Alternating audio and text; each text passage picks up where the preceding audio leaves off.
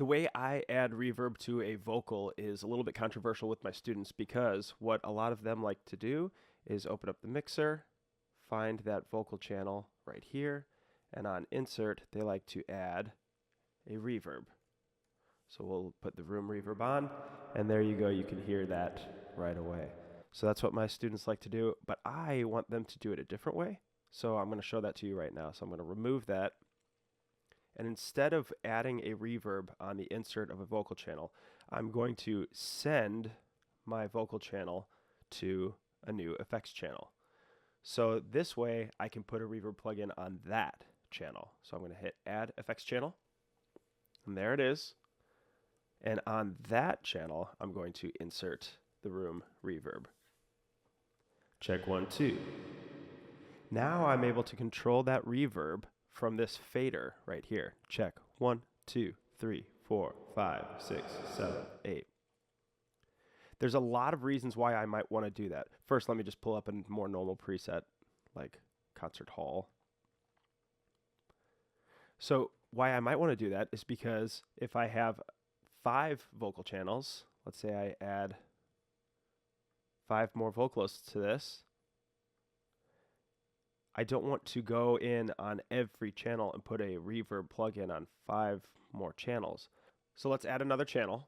So we'll add another vocal channel, and I could load a reverb plugin there, and I also could add another vocal channel and add another reverb plugin there, but now I'm going to be running 3 reverb plugins. Instead, I can just send from each of these channels to FX1. So now all 3 of these channels are going to this fader for the reverb. So I can control reverb parameters very quickly.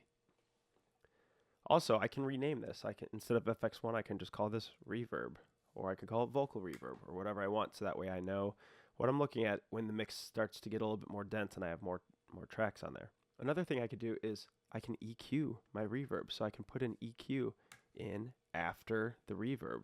So let's say I've got a moderate amount of reverb, but I want to high cut some of that reverb out of there. I can go like that.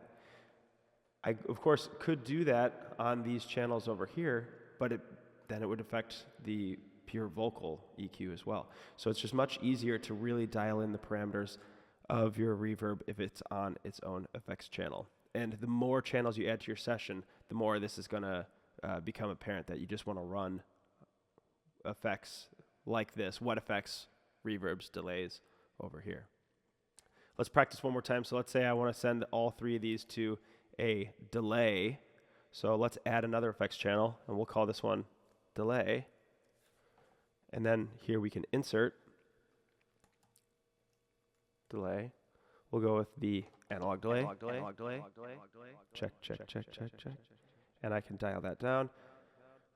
Let's pick a vocal preset there. Check. Now, what's happening is the reverb is separate from the delay. So I have total control over them. Now, some people do like their delay echoes to then be reverberated. So some people will put their delay before their reverb like that, so it's on the same channel. And then this channel would be reverb and delay. So you could do it that way as well. So you can start to get creative with the order of your effects and are effects affecting other effects. So I hope this helps. Let me know if you have any questions.